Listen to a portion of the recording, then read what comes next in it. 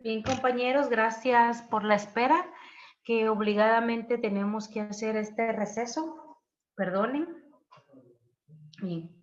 Continuando con lo concerniente a la prisión preventiva, vemos entonces que si no concurren o si concurren esos peligros procesales de fuga o de obstaculización, el juez entonces se ve en la obligación o en la necesidad de ordenar o decretar el auto de prisión preventiva, lo que facultará para que la persona pueda ser recluida en un centro carcelario mientras se lleva a cabo la siguiente etapa procesal, que en este caso vemos lo de la clase anterior, que sería la etapa intermedia. Es decir, que habiéndose decretado el auto de prisión preventiva, este no deberá exceder del plazo máximo razonable, que sería de 3 meses. Posteriormente a ello ya tendrá la diligencia de una etapa intermedia para continuar con el desarrollo del proceso en sí. ¿Alguna duda en cuanto a esto, compañeros? Porque vamos a ir agotando esos temas. ¿Está todo bien? Previo a eso, hay una pregunta que formularon y me pareció sumamente interesante sobre lo relativo a la orden de aprehensión. Me realizaron la pregunta entonces si puede una persona que goza del beneficio o de la inmunidad del antejuicio poder ser detenida en un delito flagrante.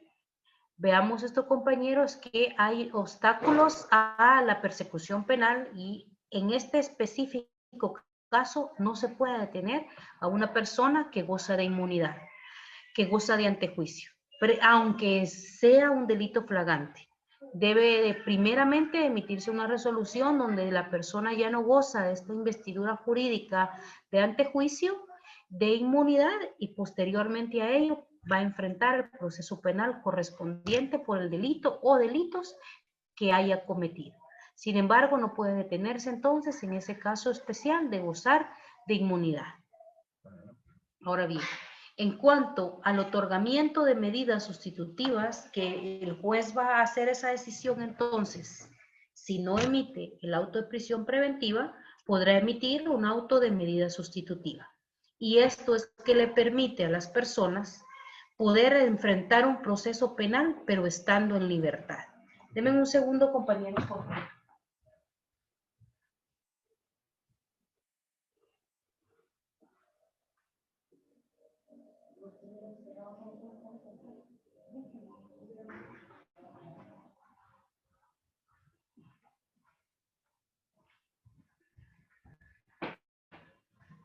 Disculpe. Bien. Entonces el juez emitirá esa medida sustitutiva que facultará que la persona se encuentre en libertad o gozando de ese derecho de libertad bajo ciertas condiciones o ciertas obligaciones. En este caso son las que más adelante veremos detalladas y que comprenden o están en una gama que reza el artículo 264 del Código Procesal Penal, donde en específico hace la indicación de qué medidas sustitutivas le puede el juez imponer a una persona con esa finalidad de que pueda enfrentar su proceso estando en libertad. Esto, compañeros, va a verificarse que la persona va a estar en libertad siempre y cuando no concurran esos peligros procesales que se mencionaron con anterioridad. Que no exista peligro de fuga y que no exista peligro de obstaculización a la averiguación de la verdad. Estos dos casos son importantísimos. Si ustedes los quieren verificar de manera amplia, están contenidos en los artículos 262, en el caso de la fuga, y el peligro de obstaculización en el artículo 263 del Código Procesal Penal. Ahí se detallan ciertos aspectos que garantizan que una persona pues tiene su asiento o domicilio en el país, tiene trabajo, ha tenido buena conducta y no se demuestra que tendrá tendencia a la fuga. Y en el de la obstaculización, pues que no tiene los recursos o los mecanismos para poder ocultar, suprimir, destruir, alterar o falsificar medios de prueba. O bien que no tiene la influencia para actuar de manera desleal o reticente entre los testigos, copartícipes o peritos, ¿verdad? Estas dos cuestiones hacen viable que pueda demostrarse que no existen esos dos peligros y un juez pueda otorgar la medida sustitutiva correspondiente. Aparte de esas dos cuestiones, también el juez puede emitir una resolución que se denomina falta de mérito, contemplada en el artículo 272 del Código Procesal Penal, cuando vea, verifique o sustente que no concurren presupuestos para ligar a proceso a una persona. En estos casos, os reitero, pueden ustedes verificar los aspectos que contempla el artículo 274, que si bien es cierto, no cierra irrevocablemente el proceso, hace ver que por el momento no existen elementos serios y suficientes para que una persona se quede ligado al proceso y tenga una investigación penal en control jurisdiccional. ¿Estamos ahí, compañeros? Sí, licenciada. Solo con una consulta, licenciada, disculpe. Por ejemplo, a una persona que comete el homicidio culposo, digamos que fue porque iba manejando, ¿verdad? Sí. A esa persona se le puede otorgar una medida sustitutiva. ¿Y por cuánto tiempo podría ser? Muy bien.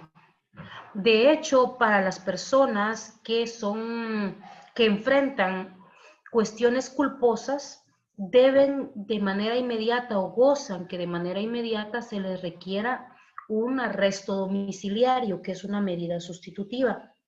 Pueden verificar ese aspecto en el artículo 265 del Procesal Penal, donde se detalla que por hechos de tránsito y precisamente por ser culposo al no mediar ese dolo, ¿verdad? Esa intención de cometer el delito, sino que se dan por las causas de impericia, imprudencia o negligencia, las personas pueden gozar de la medida sustitutiva denominada arresto domiciliario. De hecho, se le faculta al mismo jefe de Policía Nacional Civil o a un juez de paz que otorgue esa medida de carácter inmediato. Es decir, que sin necesidad que el proceso llegue a un juzgado de instancia penal, la persona podrá estar beneficiada con esta medida sustitutiva. Con posterioridad, ya el juez, ahí vemos una citación, materializada una citación, le indica día y hora para que se presente a resolver su situación jurídica en una primera declaración. Pero por hechos de tránsito, sí gozan de medida sustitutiva bajo estos supuestos. Salvo, compañeros, en los casos de personas que realicen el transporte o que conduzcan transporte pesado o transporte colectivo. Estas personas, por la gran responsabilidad que conlleva el manejar, por ejemplo, transporte de carga o transporte de varias personas, ellos no gozan de este beneficio hasta que un juez de instancia lo otorgue. En este caso, las personas lamentablemente tendrán que ser enviadas a un centro carcelario para poder optar el arresto domiciliario hasta que, reitero, un juez de instancia tenga conocimiento del proceso. ¿Sustento ahí la duda o necesita que amplíe un poco más? Es que, más que todo es que estaba leyendo el artículo 127, ¿verdad? Del Código Penal, es homicidio culposo. Al autor de homicidio culposo se le sancionará con prisión de 2 años, de 2 a 5 años, ¿verdad?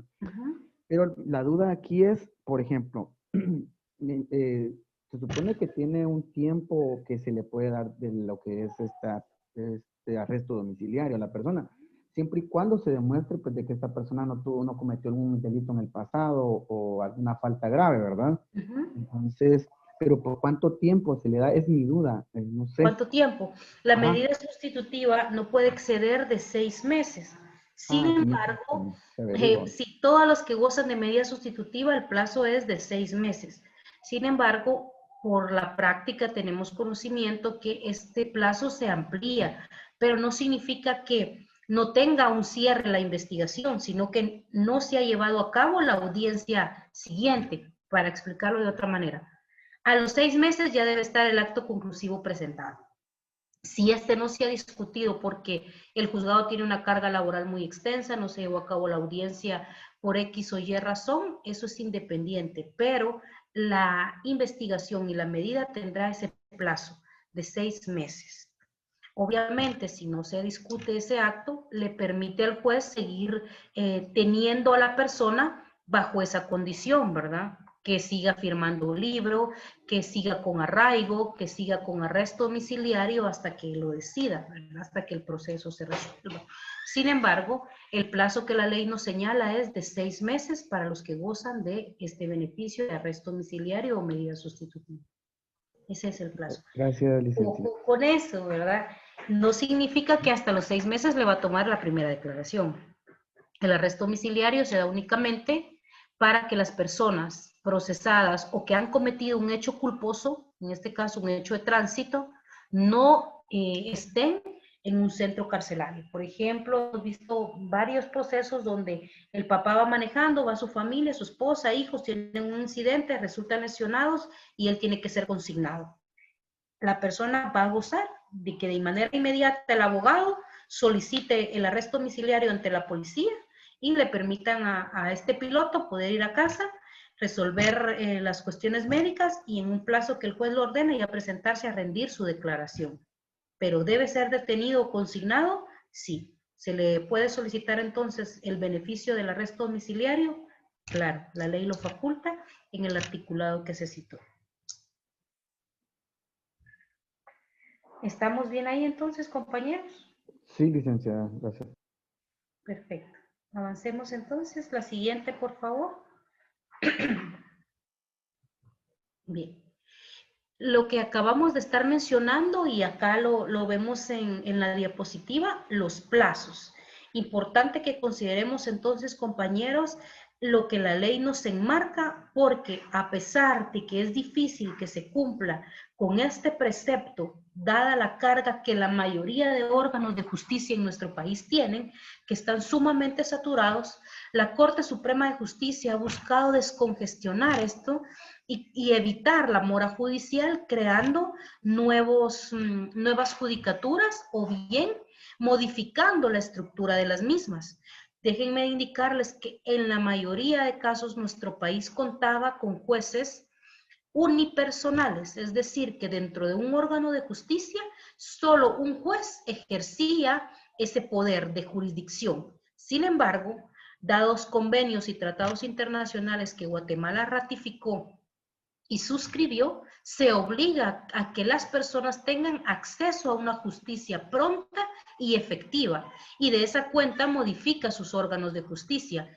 Es el caso que ha creado órganos pluripersonales, ha enviado a crear, a emitir acuerdos donde, por ejemplo, este juzgado de primera instancia penal, narcoactividad y delitos contra el ambiente del departamento de Santa Rosa, el año pasado se convirtió en juzgado pluripersonal al nombrar a otro juez o crear otra sala para que 2 jueces conozcan los procesos y pueda dividirse la carga laboral y cumplir con ello con los preceptos que señala el artículo 5 del Código Procesal Penal, fines del proceso, y que las personas tengan esa tutela judicial efectiva, es decir, acceso a la justicia y que ésta sea breve, sea efectiva, sea rápida. Entonces ahora vemos que en la mayoría del territorio nacional ya se han creado juzgados pluripersonales. El juzgado de ejecución penal cuenta con 16 jueces que llevan la carga laboral. Otros juzgados pues hay 3, 4, hay juzgados de turno y se permite ampliar la competencia. En el caso de los juzgados de femicidio son varios los que tienen alrededor de 8 jueces de primera instancia y jueces de turno también dentro de esta judicatura para, reitero, poder evitar mora judicial, cumplir con los plazos señalados en ley. Asimismo, los tribunales de sentencia penal con anterioridad, un mismo proceso, aunque fuera un delito leve, un delito de hurto, un delito de amenazas, debía ser conocido por un órgano integrado, denominado pues tribunal. 3 jueces, juez presidente y 2 jueces vocales que entraban a decidir. Sin embargo, ahora se descongestiona y se permite que cada juez de manera independiente conozca procesos. Y solo en los casos de alto impacto o casos de mayor relevancia o con penas elevadas, debe integrarse ese tribunal. Esto nos permite, compañeros, caer en la cuenta del cumplimiento de los plazos que nos señala la presente diapositiva. Pues, al emitirse un auto de procesamiento, el juez debe verificar por el cumplimiento de esos plazos. Veamos lo que indica entonces el artículo 320 del Código Procesal Penal. Si el juez considera necesario someter al sindicado a cualquiera de las medidas de coerción, ya lo vimos con anterioridad, ¿cuáles son esas medidas de coerción? Entonces, ligará a proceso por medio de un auto de procesamiento, que es un auto, compañeros, si recordamos dentro de las resoluciones que se emiten, decretos, que son de trámite, los autos, que son resoluciones fundadas, y las sentencias. Este caso, entonces, es un auto, una resolución fundada, llena de razonamiento lógico que el juez hará sobre la ley y sobre el proceso para determinar si liga o no a una persona, si lo sujeta o no a ese procedimiento penal. Bien. Asimismo, una vez ligada a proceso el sindicado, otorgará al Ministerio Público un punto límite, un plazo, un tiempo límite para que éste realice la investigación, recabe, obtenga, unifique y presente todos los elementos de convicción. Con este plazo se dará por concluida la investigación. Y esto lo vemos contenido desde los artículos 223 y 323, y 324 del Código Procesal Penal. De esa cuenta, entonces, compañeros, es importantísimo que veamos esta diapositiva. El juez, entonces, al considerar necesario, va a ligar a proceso a una persona. Ya mencioné, siempre que tenga todos los elementos para creer que existió un delito y que la persona participó en él. Luego del ligado, le otorgará este plazo al Ministerio Público, que fue el que cité en el artículo 82 de la primera declaración, dará un plazo para la presentación del acto conclusivo. Ese acto conclusivo, pues, no va a exceder, en el caso de los detenidos, de 3 meses, y en el caso de los que se encuentren libres con medida sustitutiva, 6 meses. Posterior a ello, entonces, ya señalará día y hora para decidir sobre la fase intermedia o analizar ese acto conclusivo. Veamos, por favor, el video, si eres tan fina, Jessy. 6:08 tenemos más información nacional, y es que ligados a proceso quedaron los 14 involucrados de despojar de tierras a campesinos en los departamentos de Petén e Izabal, todos integrantes de una estructura delictiva que por años tuvo su reducto en el área norte del país. Nos referimos al clan de los Mendoza. Luego de 6 días de audiencia, en el caso Génesis o Clan Mendoza, quienes son sindicados del despojo de tierras a campesinos que no sabían leer ni escribir de Izabal y Petén, el juez Miguel Ángel Gálvez resolvió ligar a proceso penal a los 14 involucrados. Walter Obdulio Mendoza Mata y sus 3 hijos Jeffrey, William y Pablo André fueron enviados a prisión preventiva, mientras que a sus nueras se les brindó una medida sustitutiva con arresto domiciliar. El administrador de justicia consideró decretar la falta de mérito por el delito de asociación ilícita para Elqui Portillo, Julia Murillo, Edlin García y Mariana Mendoza, porque a su criterio es difícil conocer si existen tal delito. Los 3 notarios y el extrabajador de Fontierras, el Ministerio Público solicitó una medida sustitutiva con arresto domiciliar y arraigo. Esta supuesta estructura se les indica de apropiarse de al menos 28 fincas, pudiendo adquirir alrededor de 24 millones de quetzales producto del ilícito.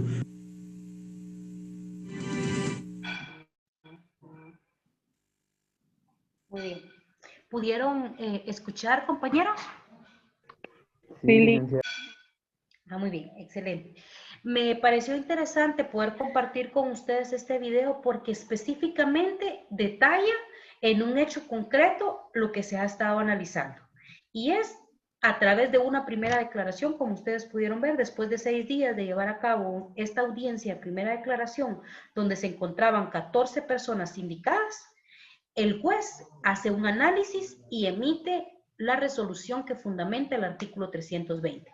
emitió auto de procesamiento, los ligó a proceso. ¿Qué más sucedió dentro de esta diligencia? Aparte, impuso las medidas de coerción independientemente a cada uno según lo que analizó por los medios de prueba y por lo que posiblemente cometió cada uno de ellos. En el caso de unas personas, pues les emitió la prisión preventiva a los que consideró que tenían más rango dentro de la organización y más poder, que pudieran incurrir en los peligros procesales.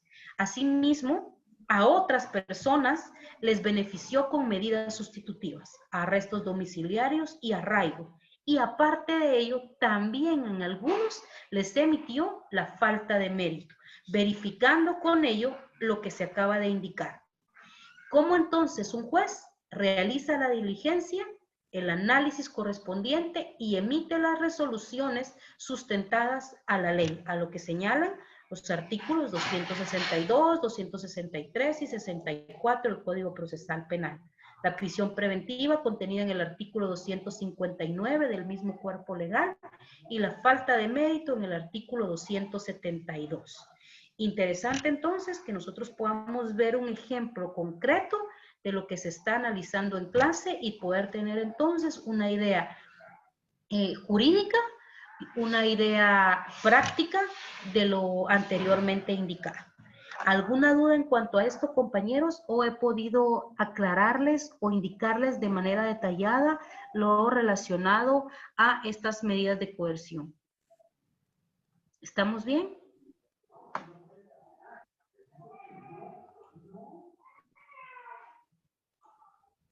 Sí, licenciada, gracias. Sí, licenciada. Licenciada, disculpe, yo tengo una duda. Sí. Adelante. Usted dijo que en la medida sustitutiva tenía un plazo de 6 meses. Para que se pueda prorrogar, ¿se tiene que el abogado lo tiene que solicitar o cómo sería?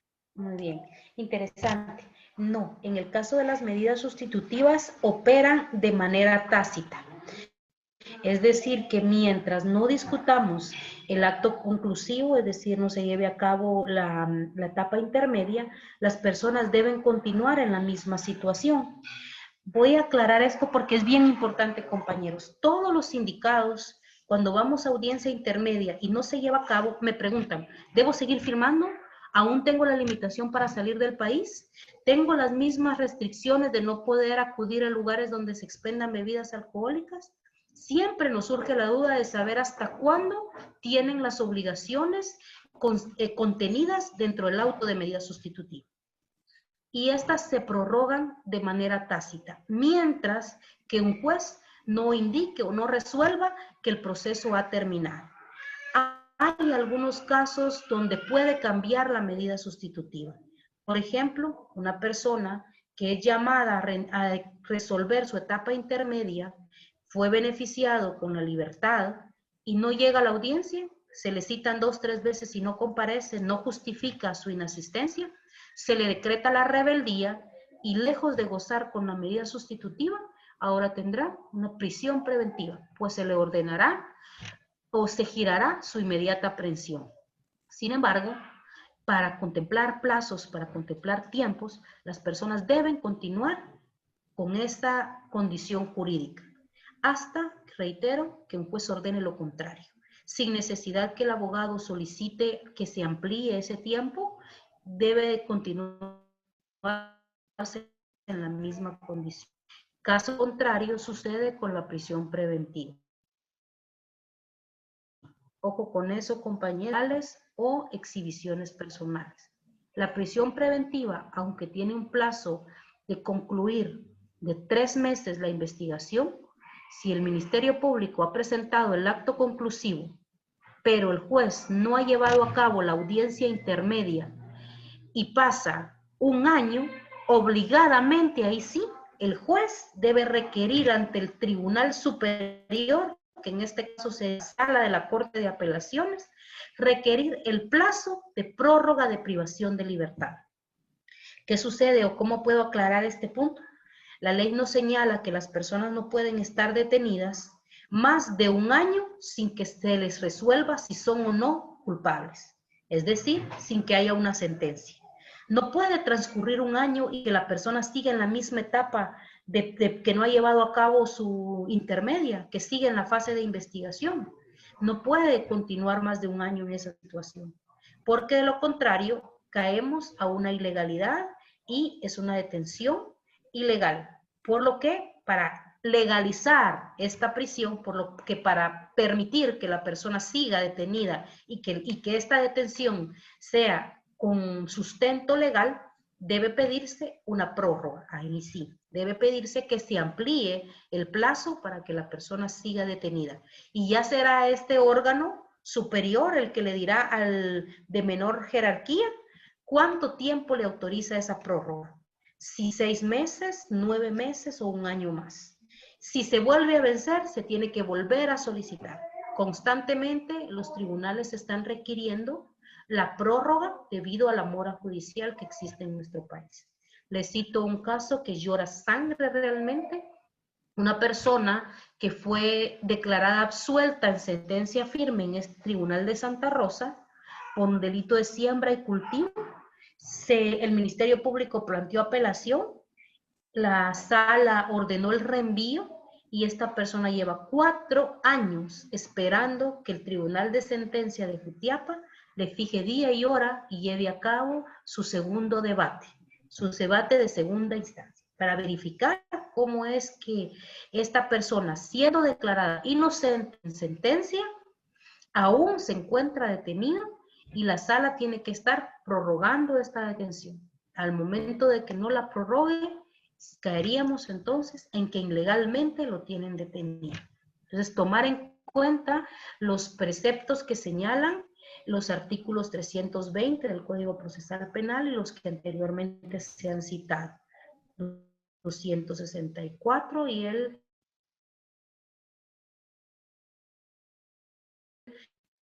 260. Bien, verificar esos aspectos, compañeros. Me pareció también rescatable y muy interesante la pregunta de la compañera. Muchas gracias. Gracias, licenciada. De nada. ¿Estamos bien ahí?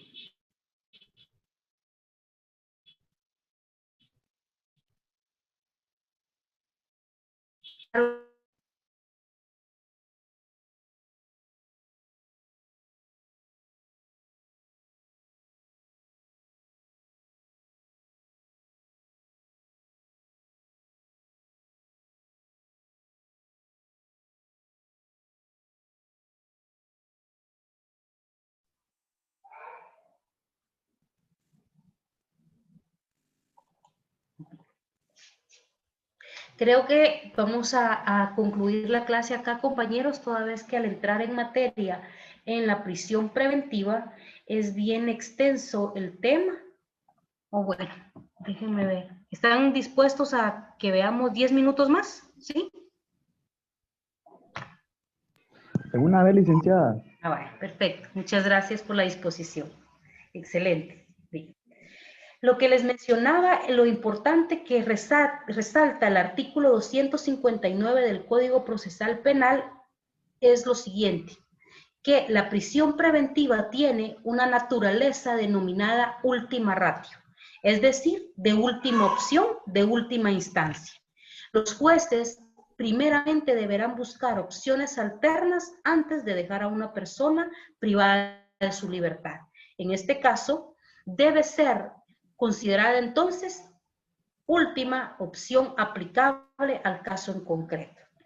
Rescatable ver entonces naturaleza jurídica o naturaleza legal de la prisión preventiva.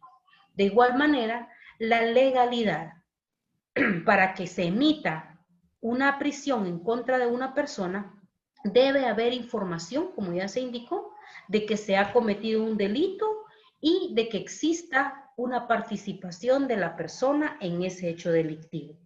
Y lo que más me interesa en este caso, o lo que más utilizo dentro de los argumentos que formulo, es la excepcionalidad. Un derecho fundamental constitucionalmente protegido como la libertad, debemos protegerlo. Aunque no es absoluto, debe ser garantizado en la medida de lo posible. Por lo que la ley señala que solo en los límites absolutamente indispensables podrá ser restringido este derecho. y con esta finalidad. Primero, motivación. Límites absolutamente indispensables. Debemos acreditar que realmente es necesario que la persona esté detenida. Y como punto 2, es con la finalidad de asegurar la presencia del imputado en el proceso.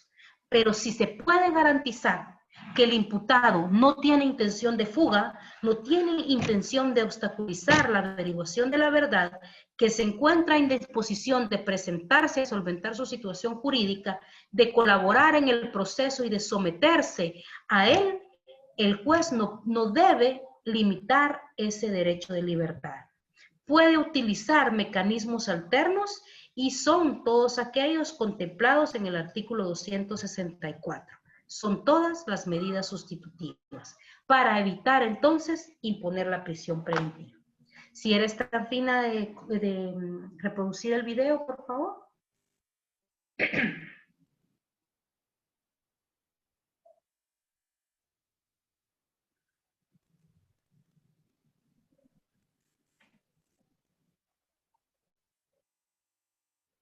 No sé si este fue el que tenía un poquito de problema, pero si no, avancemos y yo lo comparto en Classroom para que ustedes puedan tener acceso a él. O regresa un poquito, Jessy, perdona.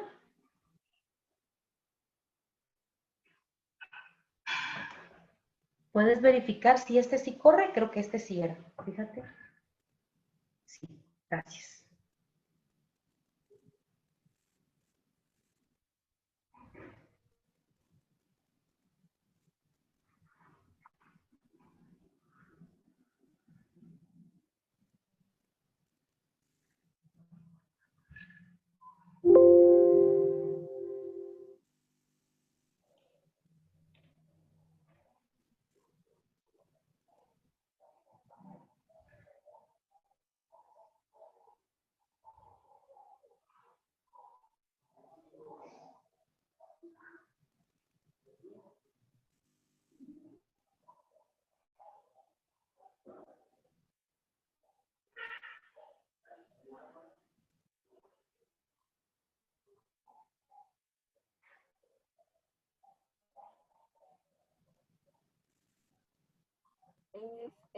Bueno, voy a compartir.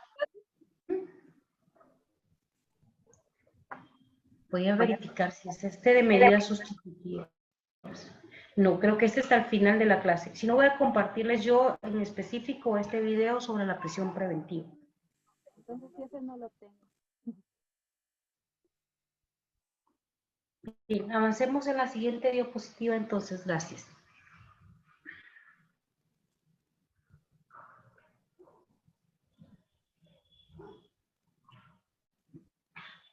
Otros aspectos que se deben de tomar sumamente en cuenta es la racionalidad.